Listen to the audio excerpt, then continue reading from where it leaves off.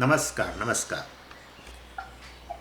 ओम विश्वं दर्पण दृश्यमान नगरी तुल्यन्निजान्तर्गतं पश्यन्नात्मनि मायया बहिरिवोद्भूतं यथा निद्रया यस्साक्षात् कुरुते प्रबोध समये स्वात्मानमेवाद्वयं तस्मै श्री गुरुमूर्तये नमः।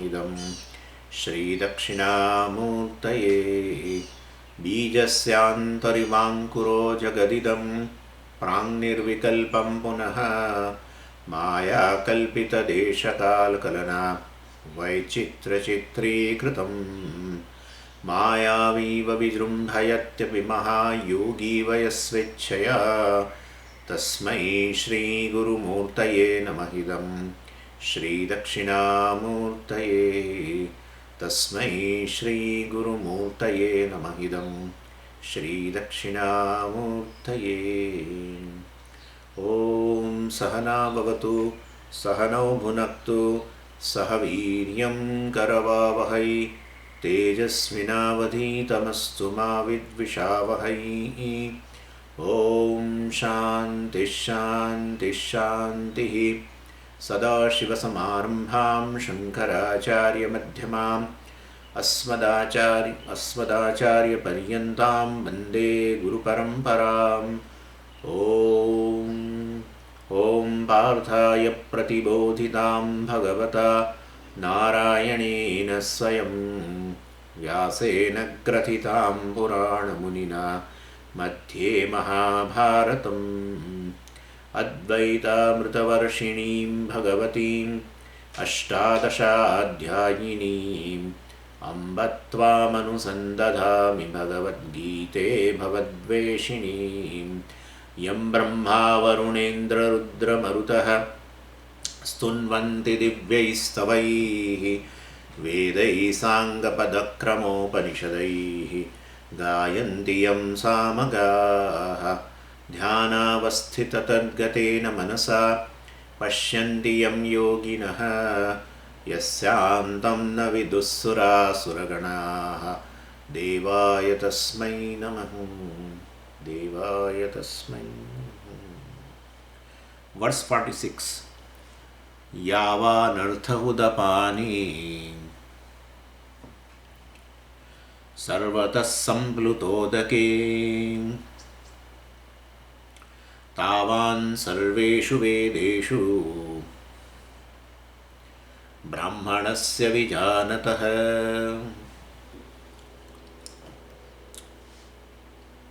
यावान् अर्थ उदपाने सर्वतः सम्प्लुतोदके। सर्वतः everywhere सम्प्लुत उदके everywhere where there is a flood, like Michigan, right? A few days ago, lot of water. Anyway, udapane means a source of water, like a pond, well, etc. That's called udapane. Sarvata samplutodake means everywhere there is a water, like Michigan lake or something. Good water, good quality water. And udapane means a small source of water, small reservoir of water, called pond, lake, pond or well, etc. And yavan means as much. Artha means prayojanam, use. And tavan, that much. This is a correlative pronoun. Yavat tavat, yada tada, yaha saha, etc. These are all correlative pronouns. They are pronouns, but they are called correlative or relative pronouns. So generally they are used in this manner. Yadi tarhi. There are pairs like that. So yavan means as much. Use. Tavan artha means use or prayojanam, and tavan means that much. Yavan as much, tavan that much. Vijanataha brahmanasya. So for the brahmana who knows the self, well, and sarveshu in all, vedeshu in Vedas. So for the brahmana who knows the self, well, all the Vedas, especially all the Vedas means the karma kanda portion of the Vedas, are of only so much of a use as a person who is thirsty and he goes to a pond or well. and a small reservoir, and he satisfy his thirst. And so for a Brahmana who knows the self, for him the entire Veda is of like a well or a pond. I mean it's a very small source of a joy, because he has got a tenement or a flat near this Michigan lake, where it's full of water. So he is like that. So Brahmanasya Vijanatah. Vijanatah is an adjective to the Brahmanasya. That is also Shashti, Vijanat. And there is a word called Vijanat. It's a present participle actually. And here it's an adjective to the Brahmanasya. So the reason Krishna asked Arjuna to go beyond, Bhagavan said, so all this Traigunya Vishayaha, Vedaha, etc. So you go beyond all these three and the Vishayas of this three Ved, three and the Vishayas of this Veda, which are of three gunas. All these Vishayas of the pleasure and security. So in Nistray Gunyo Bhagavan said, and so that same point Bhagavan is emphasizing here. And it's very nicely has been brought out by giving a certain upama. So the word Brahmana means here in whom this sattva is a predominant. Guna Brahmana, basically. Actually one who knows the self. But we should understand once the person becomes Guna Brahmana. What is Guna Brahmana? I told you yesterday already. So Guna Brahmana is one who is free from these pairs of opposites, and who is Nitya Sattvastha, etc., etc. Who is Atmavan, who is an alert person. One who lives an alert life. That's all, basically. But if a person is living an alert life, then definitely mistakes will be less. So such a person is called Guna Brahmana. We can take it even that also. So the word Brahmana means even the sattva is a predominant, and is a thinking person, discriminating person. And Vijanataha means is a qualifying. Qualifying means, qualifying for the moksha. Qualifying Brahmana, one who knows what is it all about. And of course he has gained knowledge too. So for enlightened Brahmana, you can say, for one who knows the self, you can say Vijanata Brahmanasya. Bhagavan says the portion of the Veda relating one to this samsara is as useful as the water from the well when such a person has got entire countryside has been flooded. He got a plenty of water all over. Then he doesn't search for a water for his requirement too. He will not be in a search of a pond or a well or anything, because he has got the plenty of water which is full of flooded with the water.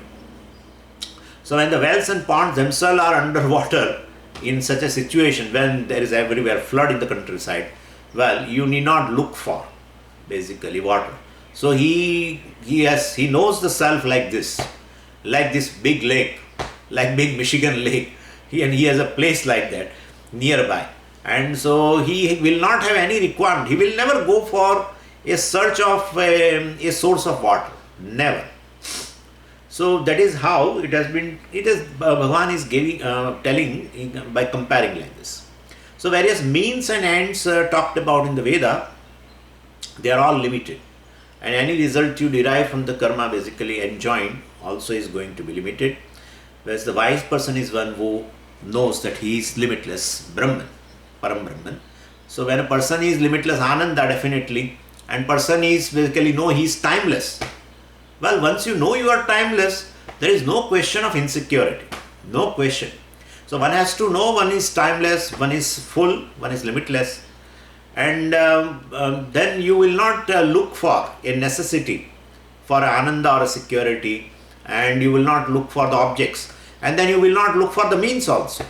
So the entire Karma Kanda provides you the means and ends, and the ends specially which are giving you those ends which are giving you security and happiness. Now he will not look for it. It is like looking for a source of water like a pond or well. Why should he look for? Because when he got a place near like a big lake where there is everywhere there is a water, good water. So the Atma is like that, like a big lake, and he knows he is the source of Ananda, he is the source of security, and therefore he doesn't look for the objects of happiness or objects of the security in the world or even in the Veda. He does not look into Veda for for performing of those rituals or anything, for getting security or pleasure. One who is free from the means and ends provided by the Veda. So that is how. So Bhagavan said, you become nishkamaha, you become free from the desire of the means and ends which are being provided by the Veda. So that point Bhagavan is emphasizing here. So definitely, and the example they give is, so one who has this kind of a knowledge that I am a source of Ananda or a security, he will not look for it. And the example given is like a sugar crystal, does not require any sugar to make itself sweeter, because nothing can become sweeter than the sugar, and once something has crystallized into sugar, well, it cannot be sweetened any further. And the very crystallization indicates, in fact, the sweetness, saturation has reached. So that is what it means here. So he knows he is the source of Ananda and therefore source of security, and therefore he does not look for those means and ends which can make him more secure. If once you know you are the source of security, then there is no question that you become secure. There is no question of becoming here secure. Once you know you are a source of Ananda, there is no question of becoming a happier. It's nothing like that. You are limitless, fullness, and you are timeless. That is what the clarity he has got. The one who gets this kind of a clarity, he is called enlightened Brahmana. A Guna Brahmana becomes like a person. Brahma Janati iti Brahmana. Then we have to interpret this way. Brahma Janati iti Brahmana. One who knows this Brahman as the very self, well, that he is a Brahmana. And who can become that? That Guna Brahmana can become that. But Swamiji, Guna Brahmana has not been talked in this chapter. Yeah. So Nistray Gunya has been told. Bhagavan has told that you come out of this, the various means and ends which provide you this security and etc. You become Nishkama. You better employ those karmas for the means of purity of the mind, and then thereby you become qualified for the knowledge, and that way even the Nistray Gunyaha is equal to that Guna Brahmana, basically. So in the same way, you are Ananda by nature, and therefore you don't require any source of Ananda, much less any source of security also. So this is exactly what we are seeking through all the means and ends in the Purva Bhaga of the Veda. That is, they are called Traigunya Vishayaha Vedaha. And so, well, he has come out of this. Tavan Sarveshu Vedeshu means Vedas will be of as much as of use as the small ponds and wells where there is a water everywhere. When there is a water everywhere, ponds and wells, what is the use of it? The same way, once you know you are a source of Ananda and security, what is the use of those means and ends provided by the Karma Bhaga of the Purva Bhaga of the Veda? It is of no use. Same way.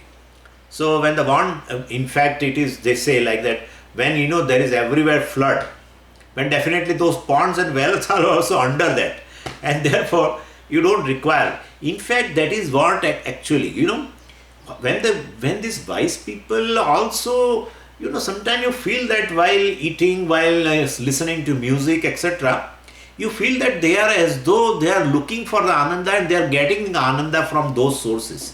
And therefore, Swamiji, if that is so, if they also, objects make them, happy, then how come, how do I know that whether he is happiness by nature? How do I know? Well, it basically whenever they are they are in contact with the objects, actually they don't think that the object is giving me happiness. They know very well that the object becomes just a nimitta for giving me happiness. My own happiness gets reflected in that. Just as like consciousness gets reflected in the mind, same way your happiness is as though reflected in the object. That's what yesterday I told you. The source of happiness is not from the object to the self. The source of happiness is from self to the object. That's what I described you yesterday. And so even you will feel that they are enjoying a musical concert, they are enjoying some food also, etc. Never be under that kind of impression that they are dependent upon object for the happiness or security. Well, it is not the case. But with this outwardly it looks like that, but they seem to enjoy those objects, etc. Well, but they are very sure of it that that is not the source. So anyway, so all that Krishna said in these previous verses was to create Arjuna, create in Arjuna the interest in Karma Yoga. Bhagavan praised so much, and Bhagavan is, Aisha te bhita sankhye buddhir yoge tvimam shrunu. Bhagavan made a division. Bhagavan said, I have talked to you about the Sankhya Yoga, that is knowledge, and now I will talk about Karma Yoga. That division he has made it in the verse 30. And then he started praising Karma Yoga. Neha vikramana ashosti pratyavayo na vidyate swalpamapyasya dharmasya trayate mahato bhayat. Bhagavan says, even if he has just initiated himself in a Karma Yoga, well, rest assured that he is going to gain moksha. So much. This kind of a guarantee card Bhagavan gave. Anyway, so he praised. And this is how even he is, lastly here also he praised the person. Well, he is no more interested. The person who is really interested in moksha, and one who has a vyavasayatmika buddhi, one who has a clarity regarding end and means, definitely he will adopt those karmas as with a proper attitude. He takes up karma as not a karma as such, not for getting some kind of a pleasures or some kind of a source of security, etc. Well, he does the same karmas with the attitude of Karma Yoga, with a prayerful attitude, etc., and which will bring the purity of the mind.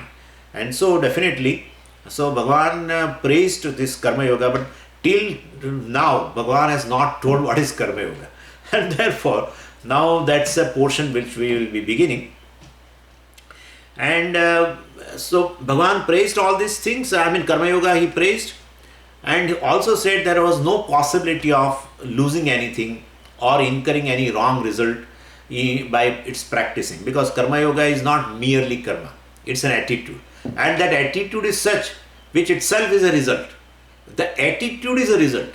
Yeah, that's what we have said. The prayerful attitude in the mind behind the offering attitude in the mind behind the karma itself purifies you, and therefore you are independent. You have not to wait for the result.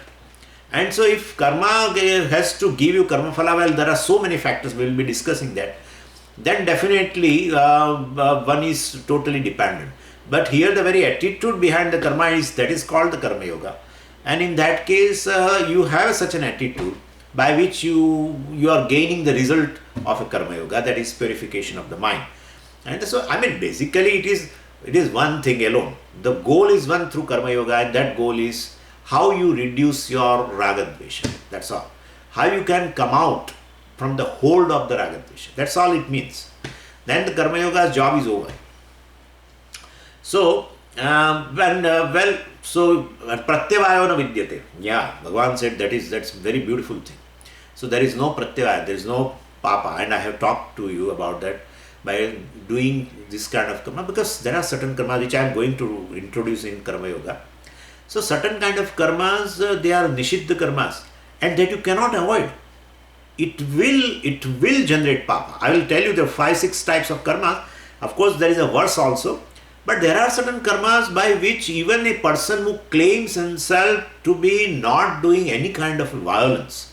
Let's think, some ideal person who says, I don't do any kind of a violence, even at a physical level, even at a mental level, even at the verbal level, etc. That person also, suppose he is an active person, he can't avoid violence. There will be violence. There are certain actions. And therefore, they are called nishiddha karmas, well, which generate violence. But anyway, I will talk to you that. But what I am saying is, the Karma Yoga does not create any kind of a papa, because it is just an attitude. Karma Yoga is not a karma, basically. Well, let's first say that. Karma Yoga is not a karma. It's a yoga itself indicates the attitude. And therefore, basically, you can choose any karma. Well, we are going to talk about it. There are specific karmas which we can directly call them karma yoga, because behind that karma, by default, there is an attitude of offering. So you need not have to generate the attitude of offering. Well, it's automatically, those karmas are the offering karmas, and therefore they are really good karmas. Well, but apart from it, whatever you do, well, you can have that attitude, definitely. And so, if karma is will, and even whatever kind of a karma you do, papam will be generated. Even you do puja. Swamiji, that's how I don't like puja at all. So people always want to, as such, also get out of all these kind of, and therefore they say that. So even puja also involves papa. But how do you say, Swamiji? That's how they give a prayashchit karma at the end. Yeah. Anyatha sharanam nasti, tvameva sharanam gama, tvameva sharanam mama, tasmat karunya bhavena, raksha raksha parameshwara, etc., etc. So many things are told. There are 5 or 6 verses are there. And those are prayashchit karma. Why should you do prayashchit after doing entire puja? You have not done anything wrong. Why should you do prayashchit? Because any kind of a karma, even if the best karma called, the puja, etc., or even the yajna, etc., ritual, etc., there will be some pap. You cannot avoid. And therefore, if karma is there, definitely pratyavaya will be there. Papa will be there. But if there is a karma yoga, which is nothing but just an attitude, where is a papa? And the attitude of offering, prayerful attitude is there. Well, there is no pratyavaya, and not only that, you are on the right path, and you have put yourself on the right track, and definitely Bhagavan says, Trayate mahato bhayat, mahataha bhayat trayate. Trayate means he is protected. Mahataha bhayat, from the great fear, the fear of birth and death. The biggest fear in anybody's life is a fear of death. People say, I am afraid of the ill health, etc. You are not afraid of the ill health, but basically you have fear of the death. That's a problem. Anyway, fear of death is from the birth itself, because everyone has an experience that the death is just around. That is not, if it is going to come after 70 years, I will not have fear of the death. But death, that is just around. Any time. Person may be flying from India, and he comes, he doesn't come here. His body just, that's how it is. Person may go in a sea, and he is alive, and when he returns, of course, his dead body comes. There's anywhere a person can go. Yama is active all throughout the 24/7. Lord Yama is active 24/7. Anywhere you are in a cave of Himalaya, in interior, from even beyond Gangotri, there is a Gomukh, and there are glaciers. You may be staying there. Lord Yamas, you can take from that place also. Anywhere you are in a Brahmanda, he will come and take. He may not come, then his dutas will come and take. So Mrityu is all the time around. And you will have, but then why should I have a fear of Mrityu? Why should I? You tell me that first. Why should I have a fear of death? It is natural. Why? Why it is so natural? Because you love the survival. And the death means you put an end to survival. And you love survival because that's your nature. Because your nature is existence. Your nature is survival. You are Sat by nature.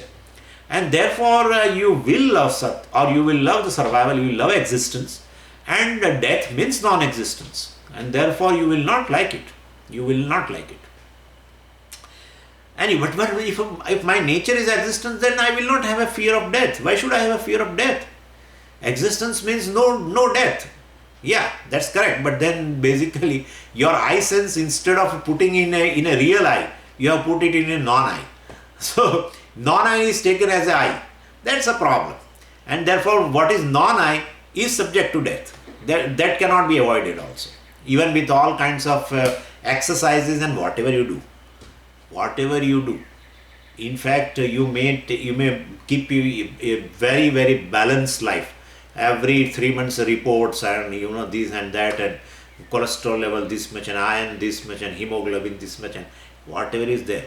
and other person who has a higher cholesterol and less hemoglobin, and he survives, and this person goes first. This is happening. This is happening. And therefore, that's how people always get astonished. Swamiji, I can't believe that this person, he will die. I just can't believe, Swamiji, I can't believe. Because he was healthy. Well, that's how it is. So death, if death is something, it doesn't wait for this. Whether you are healthy or unhealthy or whatever, it takes you. Anyway, what I am ultimately saying is, the I sense you have put in something which is subject to death, and therefore definitely you have death. If you know yourself that you are existence, well, then there is no question of fear at all. Anyway, so this is basically what this pratyavayo na vidyate. Yeah, pratyavayo na vidyate means if one has put on the track of karma yoga, then mahatah bhayat. So he will know the self as timeless. He knows himself free from the death, and therefore there is no fear of death. That is what we have to understand. That's a very big statement. I'm very impressed at how this is a very bold statement. Honestly, I'm speaking you. It's a very bold statement. Other than Ishvara, no one can tell like this. The person has just initiated with a certain attitude, offering attitude or a prayerful attitude of behind the karma, and Bhagavan says he is going to get the biggest goal in the human life. Biggest goal. No goal is near to it. No goal is near. Every goal will make you always limited, will keep you limited. That is the all process of becoming which I talked to you in the morning. And therefore, any kind of a becoming, well, when you become something, you are going to be limited. Because you are not right there. And so by process of becoming, you be in a better position. Let's say you are in a better position, but still you will be limited. And therefore, definitely, if you achieve something which is limitless, that's a very, very big thing. Very big thing. It is no goal in the world is near to it. That's how it is so precious, and has been so glorified in the Upanishads. In Kathopanishad, that's how Nachiketa said, I don't want anything. Whatever you are offering Apsara and you are offering imported cars and this and that, but I just don't want. And then Yamaraja said, I am going to give you the life also. You can live a very long life. So you to enjoy all these things which I am giving to you as an incentive. He says, I just don't want. I want only knowledge. Because he knows that this is the only goal, the goal in the life. And one who doesn't achieve that goal has a limitless loss. If you remember Swamiji's words, if you don't achieve something limitless, which is the possibility in your life, the loss is limitless. And therefore, an intelligent being who will not will choose something in which there is a limitless loss. And therefore this person, Brahmanasya Vijanata, well, this person who has achieved limitless, well, why should for him, these all, all petty things, all this becoming something, and whatever described by the Vedas, of course, the Karmakanda of the Veda, small ends, whereas very small for him. Once he knows that he is the source of Ananda and source of security. And therefore, basically for him, the entire Karmakanda portion is like a pot and well. So simple source of water. Because he has got a water everywhere. And therefore he has nothing to worry about for the source of water. Like that it is. And so, this is the person. The Karma Yoga has been very much praised here. And because the people who are behind karmas, they really don't know. They also want this thing only. We have discussed this Purushartha Viveka, and so I don't want to again repeat it. But people who are doing karmas, if you analyze it, then you will find that they also want this thing only. Nobody wants anything other than moksha. Everybody wants a freedom from this kind of limitations, limitation of time and etc. Limitation, which we call it as a sorrow, etc. No, one wants to have a freedom, and this knowledge only can give that. So, and this person has understood it, and therefore, for him, the entire this portion of the Veda, which is Traigunya Vishayaha, well, he has come out of it. He is a Nistrigunya. He has become a Guna Brahmana, and he has qualified himself for the knowledge, and he will gain also. Anyway, so for him there is no experimentation. People are mostly, doing experimentation in their life. All the time, people are doing experimentation. Now they achieve this, then they don't find happiness. Then they will go for some other object. They will choose something else. And the same way for security also. Now for this person, experimentation is over. The person who is on the Karma Yoga path, or in the track of Karma Yoga, well, he is clear regarding means and end because of Vyavasayatmika Buddhi, because of the clarity with regards to means and end in the life. And therefore, there is no experimentation in his life. It has stopped, and there is clarity with reference to what he is wanted. That is a Karma Yogi, what he is wanted, that is clear. And itself is a great blessing. Puja Swami says, this is a big, your tremendous punya must have given you this clarity. People are striving for the clarity, and if you gain the clarity regarding means and end, and you are on a right track, then as if Ishvara himself has come to the end of the road and pick up your finger to lead up to the destination. Really, this is how the life is. So it's a very great blessing, great punyas. Puja Swamiji also says it's like a great punyas. Your punyas have come to your rescue. Otherwise, person will be in the samsara sagar and doing all kinds of experimentation with regards to means and ends in order to become happy and secure. And at the end of the life, he knows that whole life has been wasted. Honestly, this is what the situation is. Person may say or may not say, well, but in his heart of heart, he knows very well that this is a situation. Now, once he becomes clear like this, then he has a two lifestyle. He can choose either of the lifestyle. So whether he can take a sannyasa, well, formal sannyasa, he can take the formal sannyasa, a life of sannyasa, or he can choose a life of karma yoga. He can remain a grihastha or whatever. He may not take a sannyasa at all. The only two lifestyle open for you. Both leads to lifestyle. Please understand. Both lifestyle leads to definitely moksha. Well, if he is in the path of karma yoga also, well, he is ultimately going to gain moksha. But well, through shravanam has to be done. Without that, you won't get moksha. But he is on the path of the karma yoga, and he has a lifestyle in which there is he is doing certain actions with this specific attitude. He has chosen that, no problem. And then, doing Shravana Mananam, etc., well, he also is going to gain moksha. And the person who is exclusively doing Shravana Mananam, etc., like a sannyasi, is also going to gain moksha. And we have a choice. Once we are on the path of Karma Yoga, we have a choice. Either of the lifestyle one can take. And but Puja Swami says that there is little choice, in fact. Why there is little choice? Because it depends upon where you are actually. That's how so many people say, Swamiji, why a person takes a sannyasa, and what are the situations in which person can take a sannyasa? There is no necessity as such, really speaking, because when the person is asking, means he has a certain shackles in terms of his society. Suppose I will talk you very specific example. Suppose a person has a mother which is old, and he has lost his father, and he is the only son, and she is quite dependent upon the son, not just for living, etc., because he may arrange everything, but emotional dependence.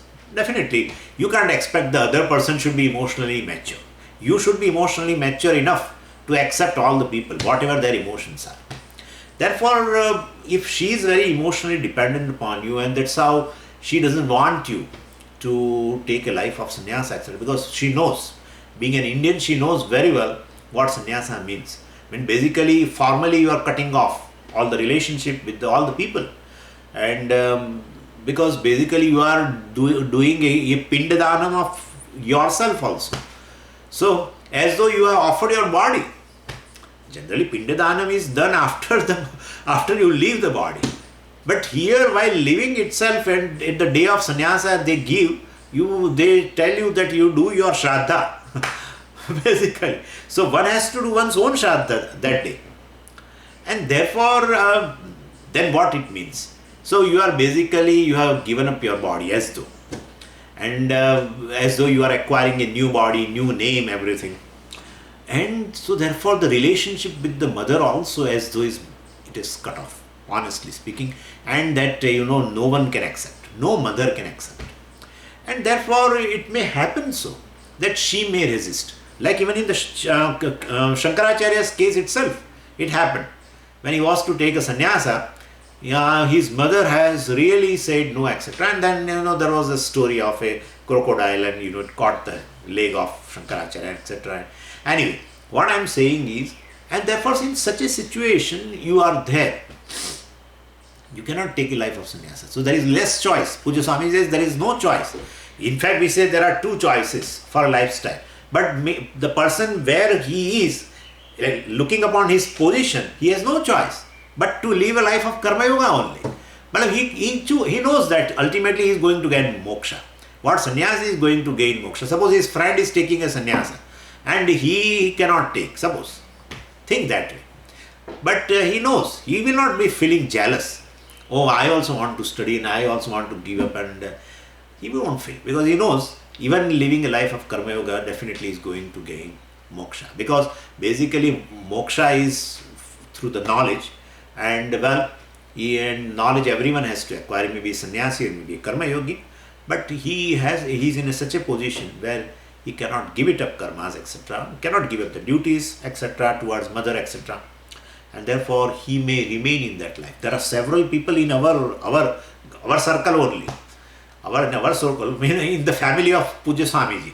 In the family of Puja Swami, there are several people who I know personally them, that they are all qualified people, well qualified people. They have clarity regarding this. They have sadhan, chatushta, sampatti, everything. We should not think that only sannyasis have. Sometimes sannyasi may not have, and these people may have. It is possible. So people, commitment is there towards knowledge and for the moksha, etc. And they want it also. But they are in such a situation where they cannot take sannyasa. Then definitely this another lifestyle is there of a karma yoga. So, as such, as per, Bhagavan said in the 5th chapter that in between the two lifestyle, and in the 3rd chapter also he said, very cautiously he said, that if you ask me, I would tell you better than sannyasa, the life of karma yoga is better. Other than this, compared to sannyasa, the life of karma yoga is better. Bhagavan said even in the 5th chapter very blank words. In the 3rd chapter he said what are the danger points in the life of sannyasa. So he said it's better to live a life of karma yoga. He did not allow even Arjuna also to take sannyasa. He did not allow. This person has told you Bhaiksham, but he did not allow him. And he lived throughout the life of karma yoga. Please understand this, Arjuna. And he has become free from the sorrow. That is his own declaration, you know very well. And therefore, basically one can gain a jnana. And therefore, why I discuss this point, there is a reason for that. Because most of the grihasthas have this sense that, the sannyasis are really have an advantage. They get away with all these duties, etc. And they the whole day and doing nididhyasanam and taking classes and this and that, and therefore they will get moksha and we will not get. It's nothing like that. In fact, in the parampara, in Brihadaranyaka Upanishad, Vamsha Brahmana is there. That's, I think, the last Brahmana is this Vamsha Brahmana. Vamsha Brahmana means in the lineage of not father, son, etc. It's a lineage of Guru Shishya. And in that Guru Shishya Parampara, whole lineage, very big lineage they have given. And in that, most of them were grihasthas. Most of them. Sannyasi you will find in few of them. Most of them were grihasthas. And grihastha jnanis also, Bhagavan has described in the 5th chapter, grihastha jnani also. Sannyasi jnani also he said, the lakshana of a sannyasi jnani, but also grihastha jnani. In fact, Brahmarpanam, Brahmahavi indicates a person who has a vision and who has established himself in a Brahman, who has a clarity regarding that he is a Brahman, and yet he is performing a yaga. And then what is his vision behind that karma? That is the verse of that that indicates that thing. So Grihastha Jnani's description is that in that particular verse, Brahmarpanam Brahmahavihi, etc. Anyway, so sannyasa may not be advisable to all. May not be advisable to all. Nothing to think about that there are some special people or something. That's not like that. They have a facility. That's all. They have a facility to keep away the duties, because they are not in such a situation where they can give it up. So, I mean, they are in a situation where they can give it up, and so they gave it up. But it is not that they will be at advantage and we will not be at advantage. Karma Yoga is generally preferable. That is what from the 3rd chapter and the 5th chapter of the Bhagavad Gita we can tell. And both have a common goal. Both are meant for moksha, both lifestyle and in the form of knowledge. Ultimately, the moksha is in the form of knowledge. Both will get through Shravana, Manana, etc. So, sannyasi also works for a moksha, karma yogi also works for a moksha. And so, Bhagavan now starts talking about karma yoga. Actually, in this, starting from the next verse, I will read the verse, then I will independently give you an idea of a karma yoga. And then we will enter into the verse again. But before that, let's start the verse as actually. Karmanyeva adhikaraste ma phaleshu kadachana ma karma phala heturbhuhu ma te sangostva karmani.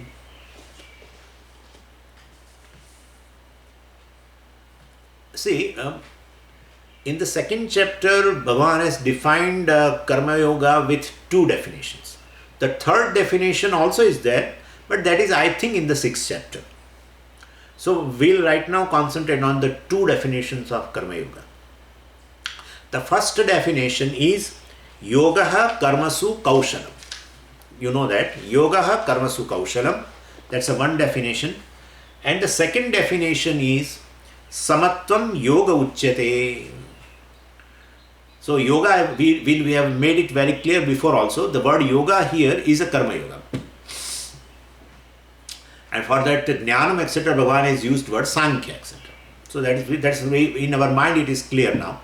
So when say Bhagavan says samatvam yoga uchyate, means yoga means karma yoga is nothing but the sameness of a mind. So Bhagavan is indicating a attitude. That's one definition. Yogaha karmasu kaushalam. The dexterity, etc. in the karma is the yoga. That is karma yoga. What is that dexterity? Means you perform a karma or you select certain karmas which automatically reduces raga dveshas in your mind. Which can, you choose karmas in such a manner, by which you definitely can become free from the hold of likes and dislikes. There are set of karmas. So that is called the cleverness or the dexterity by selecting karma, because the choice is with me. What to do, the choice is with me. And there are 3 types of karma I am going to talk about. Out of that, he specifically choose a particular type of karmas by which automatically he will become free from the hold of likes and dislikes. That's called kaushalam. That's the one. And the second definition is yogaha samatvam yoga uchyate. The sameness behind the action and the fruit of action is karma yoga. Then that relates to a attitude. Now we'll start with that. So karma yoga basically has 2 words, karma and yoga. So karma means a proper action. We'll take up that. So there are several types of action. I will choose a proper action. What are proper action? What is the definition of proper action? Proper action is action which makes me free from the hold of likes and dislikes. And the yoga means a attitude behind action. Proper attitude. Proper action plus proper attitude is equal to karma yoga. That's how we will have to say. Karma means a proper karma. Yoga means attitude. That's a proper attitude is equal to karma yoga. So then what are proper karmas? Yoga will keep it aside now.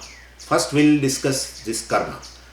Means we in karma yoga, the one part is karma. Karma means a proper action. What are proper actions? Well, scriptures will divide all actions into broad three categories. First is a sattvic karma. Second is a rajasa karma. And third is a nishiddha karma. We have to discuss all the three.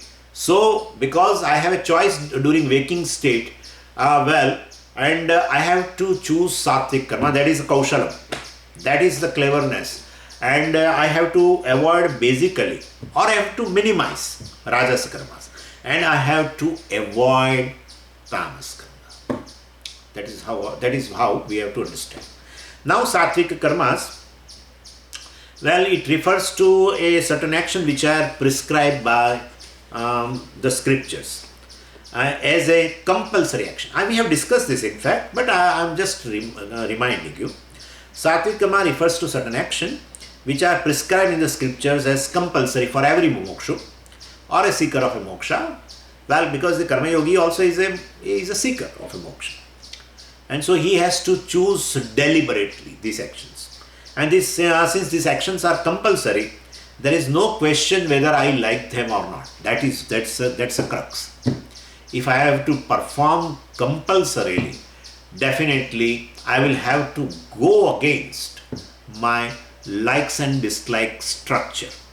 I have to come out of the likes and dislikes structure and do it. Because why should I do? Because they should be done compulsorily. And the advantage we will see later. And so these actions are compulsory. There is no question whether I like them or not. If I like them, well, it's wonderful, no problem. If I don't like them, I should better learn to like them. That's how we have to say. And but Swamiji, is it possible that even if I don't like, then if I keep on doing that, even under the compulsion, will I start liking it? Yeah, you do. You will. That is how the human mind is. Swami, we used to tell us the human mind. It's a fascination of the human mind is it can adjust to any kind of a situation. The situation which you feel that no, this situation I cannot tolerate. Even those situations, even human mind adapts, and therefore you should take advantage of our own mind. That even though initially there is a murmuring, etc. I don't want to do that. I don't want to do. But if you start doing it and under the compulsion, definitely you start liking it also. And when you start liking it, well, your one raga or one dvesha, advesha especially, against it has gone. It has gone. You dislike it. I don't want to do. A person has a fancy. A certain action, definitely you and me, everyone will have this kind of, will have a choice in action. Even in you might have seen in the occasion, very big occasion, and the person, the host is very, very near to you in terms of relationship. So you definitely feel that you should help in one way in this, for the occasion to make it successful. And then he asks you, what will you choose? What will you like to do?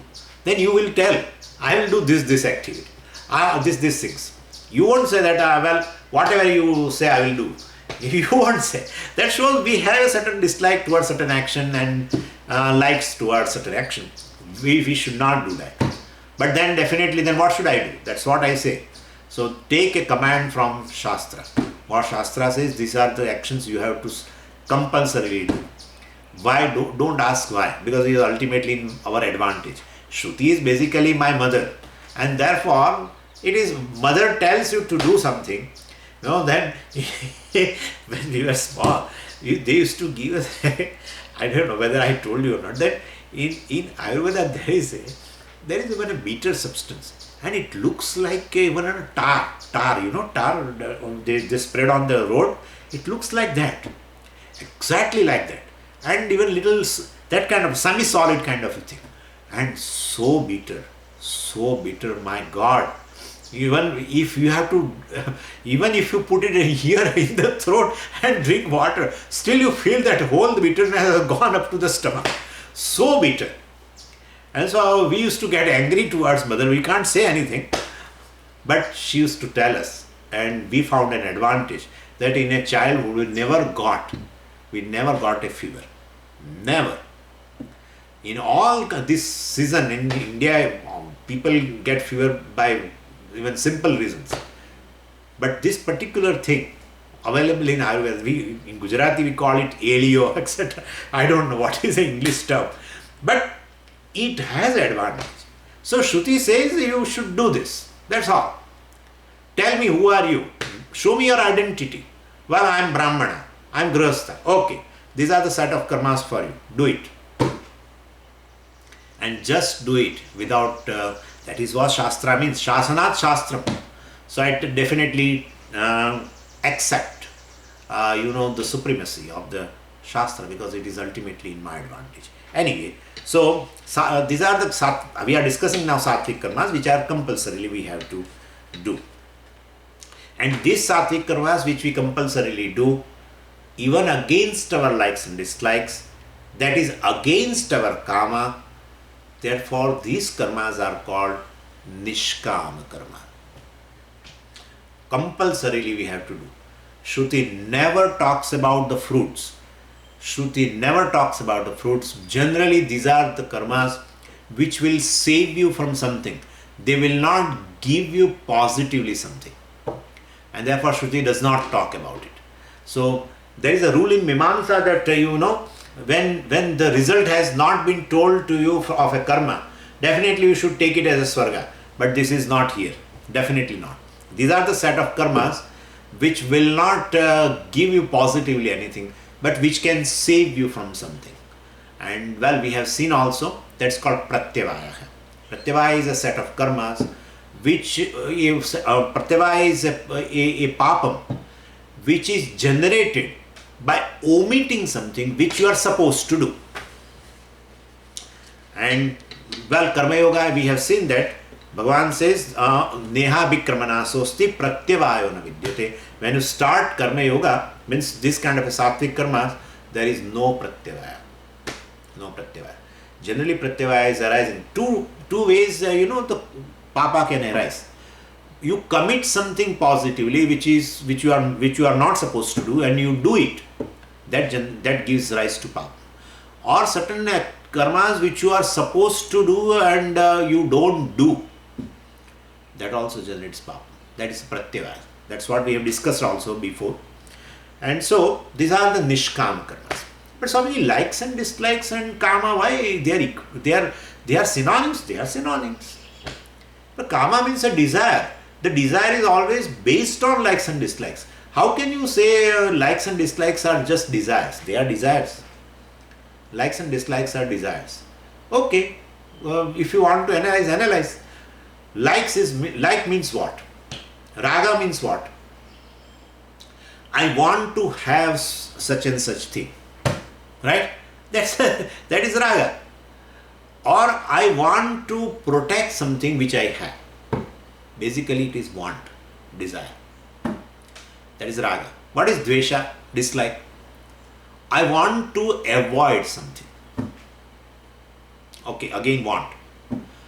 Or I want to get rid of something which I have. That is also dislike. There also is want. So basically, Pujya Swamiji says, raga dveshas are desire. So when you choose this kind of a karmas which are compulsorily to be done, then definitely you are going against your likes and dislikes. And these karmas are not going to give you any kind of an incentive by performance, and therefore these karmas are automatically nishkama karmas.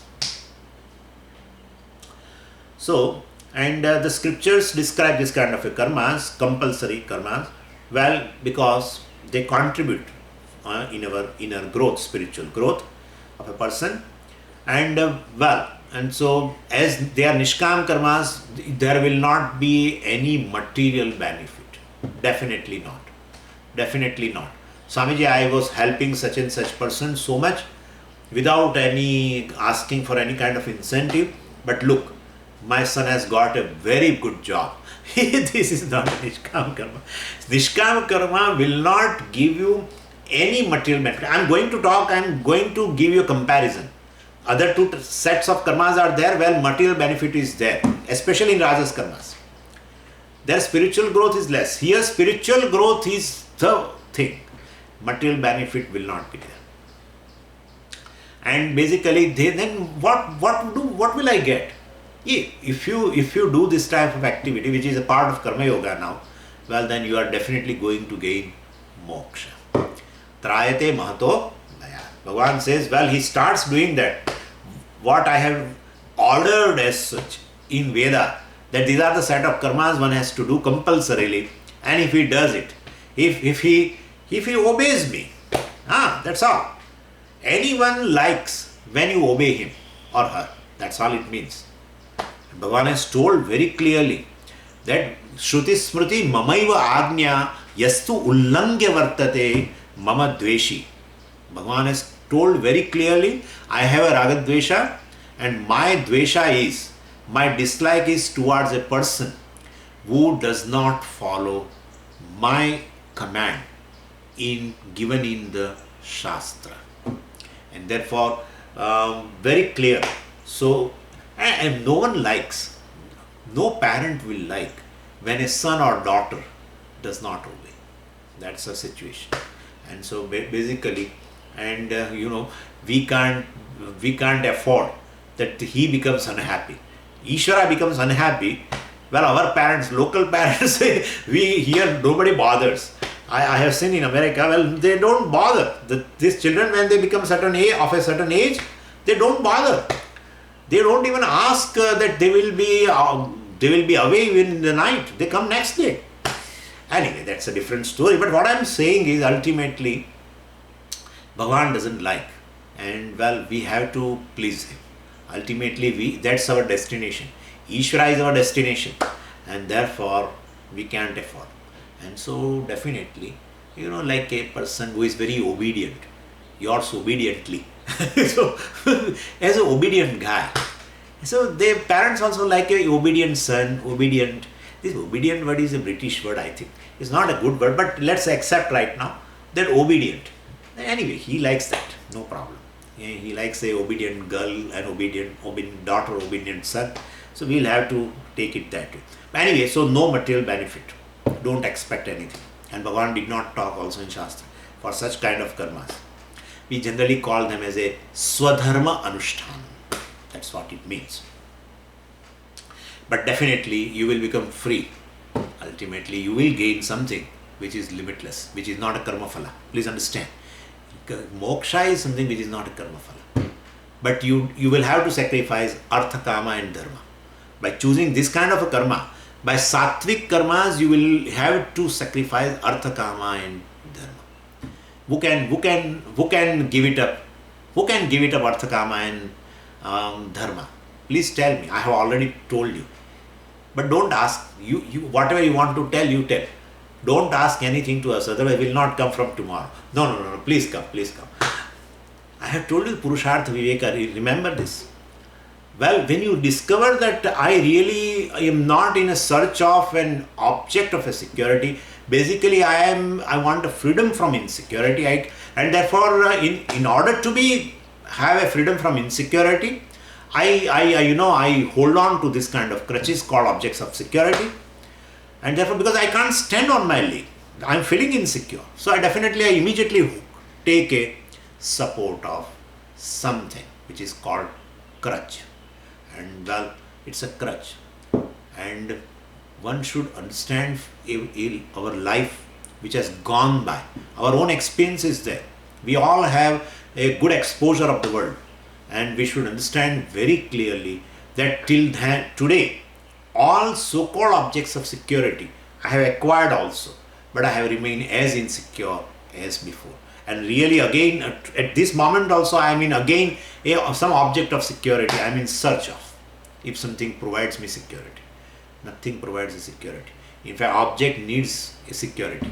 they cannot provide. If they themselves need a security, they cannot provide a security to you. Like wealth. Wealth, definitely, that's how wealth is, we try to protect the wealth, because wealth is insecure by its nature. And Lakshmi stoya taranga bhanga chapala vidyuchalam jivitam. Anyway, this is enough. So what I am saying is material benefit, which is in terms of these three purushartha, artha, kama and dharma. And here dharma, please understand, it's a punya, which will convert in the future life as a artha kama. It's also earning. It's also material benefit. So one has to give it up. And through the viveka, one cannot give it up.